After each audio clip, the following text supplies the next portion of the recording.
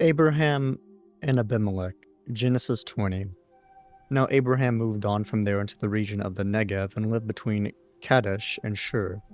For a while he stayed in Gerar, and there Abraham said of his wife Sarah, "She is my sister." Then Abimelech king of Gerar sent for Sarah and took her. But God came to Abimelech in a dream one night and said to him, "You are as good as dead because of the woman you have taken. She is a married woman." Now Abimelech had not gone near her, so he said, "Lord, will you destroy an innocent nation? Did he not say to me, 'She is my sister'? And didn't she also say, 'He is my brother'? I have done this with a clear conscience and clean hands." Then God said to him in the dream, "Yes, I know you did this with a clear conscience, and so I have kept you from sinning against me. That is why I did not let you touch her. Now return the man's wife, for he is a prophet, and he will pray for you and you will live. But if you do not return her, you may be sure that you and all who belong to you will die." Early the next morning, Abimelech summoned all his officials, and when he told them all that had happened, they were very much afraid. Then Abimelech called Abraham in and said, "What have you done to us? How have I wronged you that you have brought such great guilt upon me and my kingdom? You have done things to me that should never be done." And Abimelech asked Abraham, "What was your reason for doing this?" Abraham replied, "I said to myself, 'There is surely no fear of God in this place, and they will kill me because of my wife. Besides, she really is my sister, the daughter of my father, though not of my mother, and she became my wife. And when God had me wander from my father's household, I said to her, This is how you can show your love to me. Everywhere we go, say of me, he is my brother.'"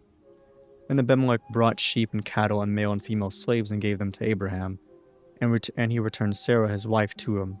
And Abimelech said, "My land is before you. Live wherever you like." To Sarah he said, "I am giving your brother 1,000 shekels of silver. This is to cover the offense against you before all who are with you. You are completely vindicated." Then Abraham prayed to God, and God healed Abimelech, his wife and his female slaves, so they could have children again. For the Lord had kept all the women in Abimelech's household from conceiving because of Abraham's wife Sarah. Genesis 21. The birth of Isaac. Now the Lord was gracious to Sarah as he said, and the Lord did for Sarah what he had promised. Sarah became pregnant and bore a son to Abraham in his old age, at the very time God had promised him. Abraham gave the name Isaac to the son Sarah bore him. When his son Isaac was 8 days old, Abraham circumcised him, as God commanded him. Abraham was 100 years old when his son Isaac was born to him. Sarah said, "God has brought me laughter, and everyone who hears about this will laugh with me." And she added, Who would have who would have said to Abraham that Sarah would nurse children? Yet I have borne him a son in his old age. Hagar and Ishmael sent away. The child grew and was weaned, and on the day Isaac was weaned, Abraham held a great feast. But Sarah saw that the son whom Hagar the Egyptian had born to Abraham was mocking, and she said to Abraham, "Get rid of that slave woman and her son, for that woman's son would never share in the inheritance with my son Isaac." The matter distressed Abraham greatly because it concerned his son. But God said to him, "Do not be so distressed about the boy and your slave woman. Listen to whatever Sarah tells you, because it is through Isaac that your offspring will be reckoned. I will make the son of the slave into a nation also, because he is your offspring." Early the next morning, Abraham took some food and a skin of water and gave them to Hagar. He sent them on her shoulders and then sent her off with the boy. She went on her way and wandered in the desert of Beersheba. When the water in the skin was gone, she put the boy under one of the bushes. Then she went off and sat down about a bowshot away, for she thought, "I cannot watch the boy die." And as she sat there, she began to sob. God heard the boy crying, and the angel of God called to Hagar from heaven and said to her, "What is the matter, Hagar? Do not be afraid. God has heard the boy crying as he lies there. Lift the boy up and take him by the hand, for I will make him into a great nation." Then God opened her eyes, and she saw a well of water. So she went and filled the skin with water, and gave the boy a drink. God was with the boy as he grew up. He lived in the desert and became an archer. While he was living in the desert of Paran, his mother got a wife for him from Egypt. The treaty at Beersheba. At that time, Abimelech and Phicol, the commander of his forces, said to Abraham, God is with you in everything you do. Now swear to me here before God that you will not deal falsely with me or my children or my descendants. Show to me in the country where you now reside as a foreigner the same kindness I have shown to you. Abraham said, I swear it. Then Abraham complained to Abimelech about a well of water that Abimelech's servants had seized. But Abimelech said, I don't know who has done this. You did not tell me, and I heard about it only today. So Abraham brought sheep and cattle and gave them to Abimelech, and the two men made a treaty. Abraham set apart 7 ewe lambs from the flock, and Abimelech asked Abraham, What is the meaning of these 7 ewe lambs you have set apart by themselves? He replied, Accept these 7 lambs from my hand as a witness that I dug this well. So that place was called Beersheba, because the two men swore an oath there. After the treaty had been made at Beersheba, Abimelech and Phicol, the commander of his forces, returned to the land of the Philistines. Abraham planted a tamarisk tree in Beersheba, and there he called on the name of the Lord, the eternal God. And Abraham stayed in the land of the Philistines for a long time. Genesis 22. Abraham tested. Sometime later, God tested Abraham. He said to him, Abraham. Here I am, he replied. And God said, Take your son, your only son, whom you love, Isaac, and go to the region of Moriah. Sacrifice him there as a burnt offering on a mountain I will show you. Early the next morning, Abraham got up and loaded his donkey. He took with him 2 of his servants and his son Isaac. When he had cut enough wood for the burnt offering, he set out for the place God had told him about. On the 3rd day, Abraham looked up and saw the place in the distance. He said to his servants, Stay here with the donkey while I and the boy go over there. We will worship and then we will come back to you. Abraham took the wood for the burnt offering and placed it on his son Isaac, and he himself carried the fire and the knife. As the 2 of them went on together, Isaac spoke up and said to his father, Abraham, Father. Yes, my son, Abraham replied. The fire and wood are here, Isaac said. But where is the lamb for the burnt offering? Abraham answered, God himself will provide the lamb for the burnt offering, my son, and the 2 of them went on together. When they reached the place God had told him about, Abraham built an altar there and arranged the wood on it. He bound his son Isaac and laid him on the altar on top of the wood. Then he reached out his hand and took the knife to slay his son. But the angel of the Lord called out to him from heaven, Abraham, Abraham. Here I am, he replied. Do not lay a hand on the boy, he said. Do not do anything to him. Now I know that you fear God, because you have not withheld from me your son, your only son. Abraham looked up, and there in a thicket he saw a ram caught by its horns. He went over and took the ram and sacrificed it as a burnt offering instead of a son. So Abraham called that place, The Lord will provide. And to this day it is said, On the mountain of the Lord it will be provided. The angel of the Lord called to Abraham from heaven a second time and said, I swear by myself, declares the Lord, that because you have done this and have not withheld your son, your only son, I will surely bless you and make your descendants as numerous as the stars in the sky and as the sand on the seashore. Your descendants will take possession of the cities of their enemies, and through your offspring all nations on earth will be blessed because you have obeyed me. And Abraham returned to his servants, and they set off together for Beersheba, and Abraham stayed in Beersheba. Nahor's sons. Sometime later, Abraham was told, Milcah is also a mother. She has borne sons to your brother Nahor. Uz, the firstborn, Buz, his brother, Kemuel, the father of Aram, Kesed, Hazo, Pildash, Jidlaph, and Bethuel. And Bethuel became the father of Rebekah. Milcah bore these 8 sons to Abraham's brother Nahor. His concubine, whose name was Reumah, also had sons, Tebah, Gama, Gaham, Tahash, and Makkah. Genesis 23. The death of Sarah. Sarah lived to be 127 years old. She died at Kiriath Arba, that is Hebron, in the land of Canaan. And Abraham went to mourn for Sarah and to weep over her. Then Abraham rose from beside his dead wife and spoke to the Hittites. He said, I am a foreigner and stranger among you. Sell me some property for a burial site here so I can bury my dead." The Hittites replied to Abraham, "Sir, listen to us. You are a mighty prince among us. Bury your dead in the choicest of our tombs. None of us will refuse you his tomb for burying your dead." Then Abraham rose and bowed down before the people of the land, the Hittites.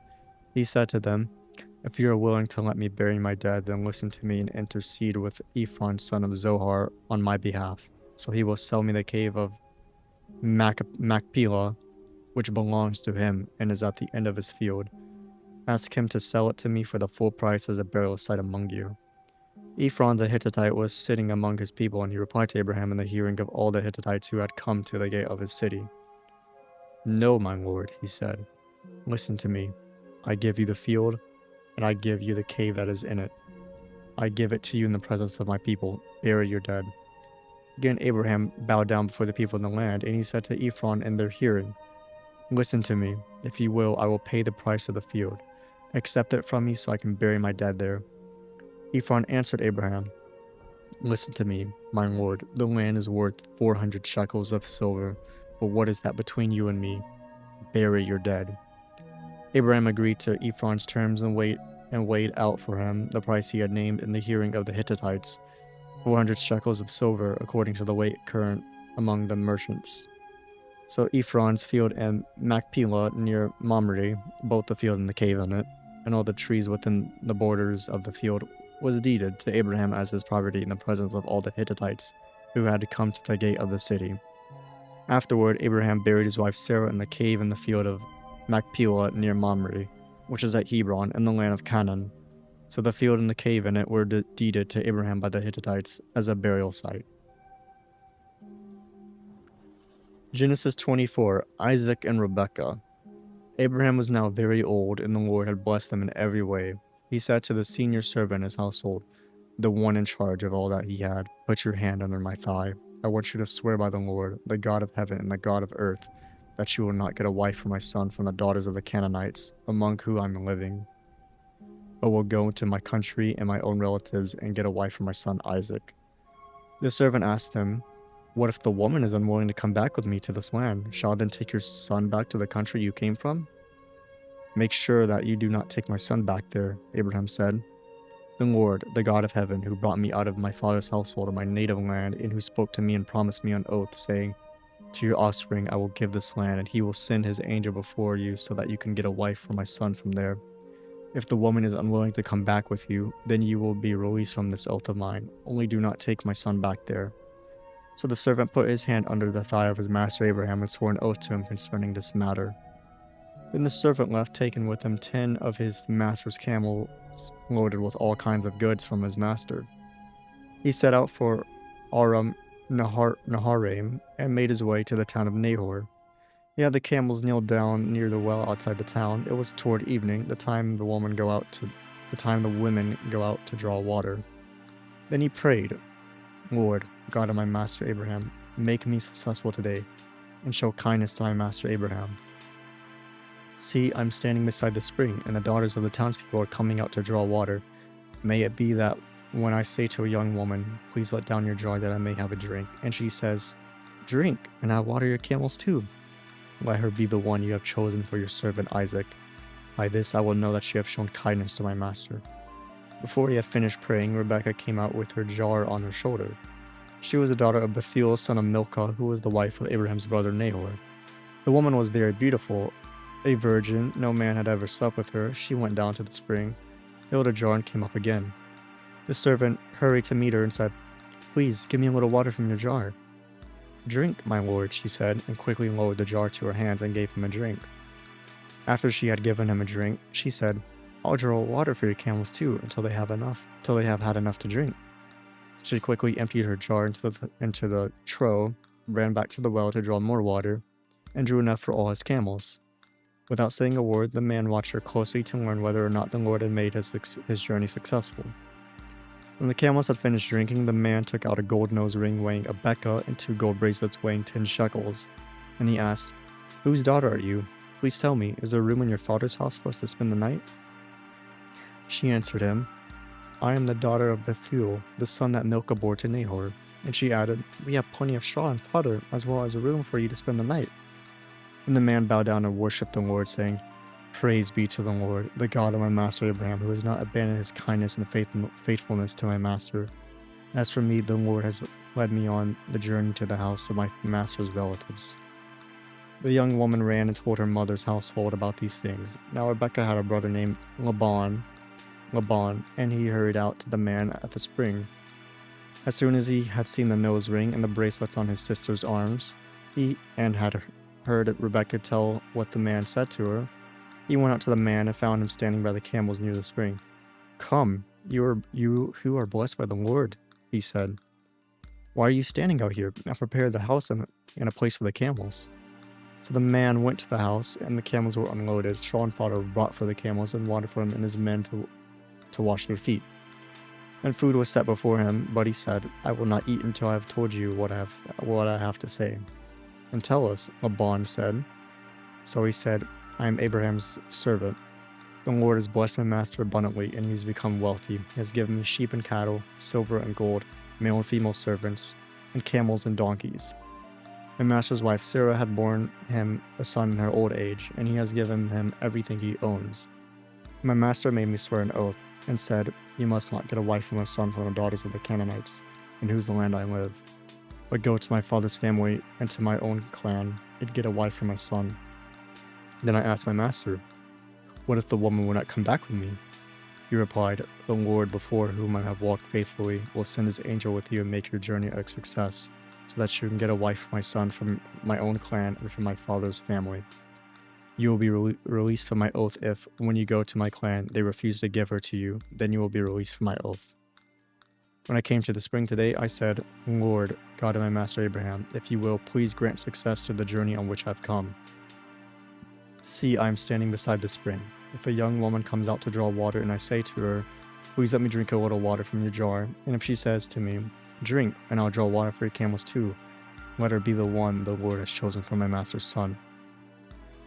Before I finished praying in my heart, Rebekah came out with her jar on her shoulder. She went down to the spring and drew water, and I said to her, "Please give me a drink." She quickly lowered her jar from her shoulder and said, "Drink, and I'll water your camels too." So I drank, and she watered the camels also. I asked her, "Whose daughter are you?" She said, "The daughter of Bethuel, son of Nahor, whom Milcah bore to him." Then I put the ring on her nose and the bracelets on her arms, and I bowed down and worshipped the Lord. I praised the Lord, the God of my master Abraham, who had led me on the right road to get the granddaughter of my master's brother for his son. Now if you will show kindness and faithfulness to my master, tell me, and if not, tell me, so I may know which way to turn." Laban and Bethuel answered, "This is from the Lord. We can say nothing to you one way or the other. Here is Rebekah, take her and go, and let her become the wife of your master's son, as the Lord has directed." When Abraham's servant heard what they said, he bowed down to the ground before the Lord. Then the servant brought out gold and silver jewelry and articles of clothing and gave them to Rebekah. He also gave costly gifts to her brother and to her mother. Then he and the men who were with him ate and drank and spent the night there. When they got up the next morning, he said, "Send me on my way to my master." But her brother and her mother replied, "Let the young woman remain with us 10 days or so, then you may go." But he said to them, "Do not detain me. Now that the Lord has granted success to my journey, send me on my way so I may go to my master." Then they said, "Let's call the young woman and ask her about it." So they called Rebekah and asked her, "Will you go with this man?" "I will go," she said. So they sent their sister Rebekah on her way, along with her nurse and Abraham's servant and his men. And they blessed Rebekah and said to her, "Our sister, may you increase to thousands upon thousands. May your offspring possess the cities of their enemies." Then Rebekah and her attendants got ready and mounted the camels and went back with the man. So the servant took Rebekah and left. Now Isaac had come from Beer Lahai Roi, for he was living in the Negev. He went out to the field one evening to meditate, and as he looked up, he saw camels approaching. Rebekah also looked up and saw Isaac. She got down from her camel and asked the servant, "Who is that man in the field coming to meet us?" "He is my master," the servant answered. So she took her veil and covered herself. Then the servant told Isaac all he had done. Isaac brought her into the tent of his mother Sarah, and he married Rebekah. So she became his wife, and he loved her, and Isaac was comforted after his mother's death. Genesis 25, the death of Abraham. Abraham had taken another wife, whose name was Keturah. She bore him Zimran, Jokshan, Madon, Midian, Ishbak, and Shua. Jokshan was the father of Sheba and Dedan. The descendants of Dedan were the Asherites, the Letushites, and the Luamites. The sons of Midian were Ephah, Epher, Hanok, Abidah, and Eldah.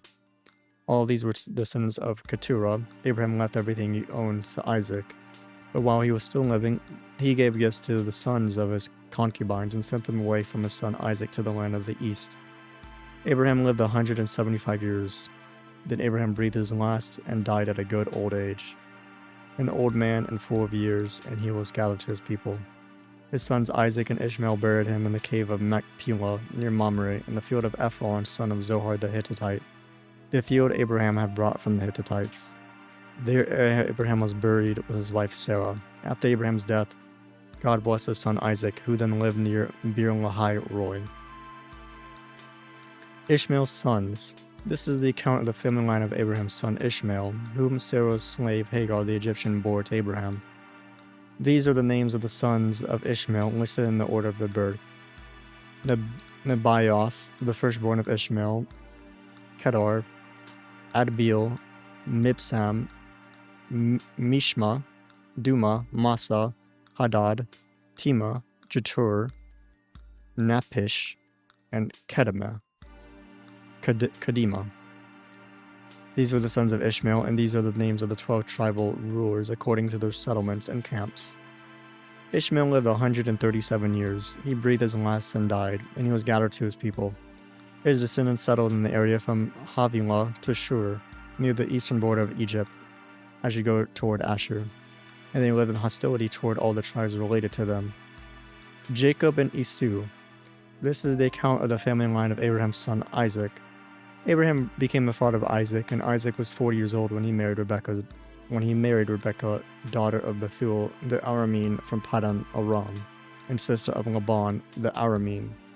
Isaac prayed to the Lord on behalf of his wife because she was childless. The Lord answered his prayer, and his wife Rebekah became pregnant. The babies jostled each other within her, and she said, "Why is this happening to me?" So she went to inquire of the Lord. The Lord said to her, "Two nations are in your womb, and two people from within you will be separated, and one people will be stronger than the other, and the older will serve the younger." When the time came for her to give birth, there were twin boys in her womb. The first to come out was red, and his whole body was like a hairy garment, so they named him Esau. After this, his brother came out with his hand grasping Esau's heel, so he was named Jacob. Isaac was 60 years old when Rebekah gave birth to them. The boys grew up, and Esau became a skillful hunter, a man of the open country, while Jacob was content to stay at home among the tents. Isaac, who had a taste for wild game, loved Esau, but Rebekah loved Jacob. Once when Jacob was cooking some stew, Esau came in from the open country, famished. He said to Jacob, "Quick, let me have some of that red stew. I'm famished." That is why he was also called Edom. Jacob replied, "First, sell me your birthright." "Look, I'm about to die," Esau said. "What good is the birthright to me?" But Jacob said, "Swear to me first." So he swore an oath to him, selling his birthright to Jacob. And Jacob gave Esau some bread and some lentil stew. He ate and drank, and then got up and left. So Esau despised his birthright. That is going to be it for this reading session. I think this is a bit of a longer one because I previously did like Genesis 26 through like Genesis something, and obviously saw and heard like Genesis 24 was pretty long. So anyways, that's going to be it for this reading session. Thank you for listening. Take care, and I will catch you guys all next time.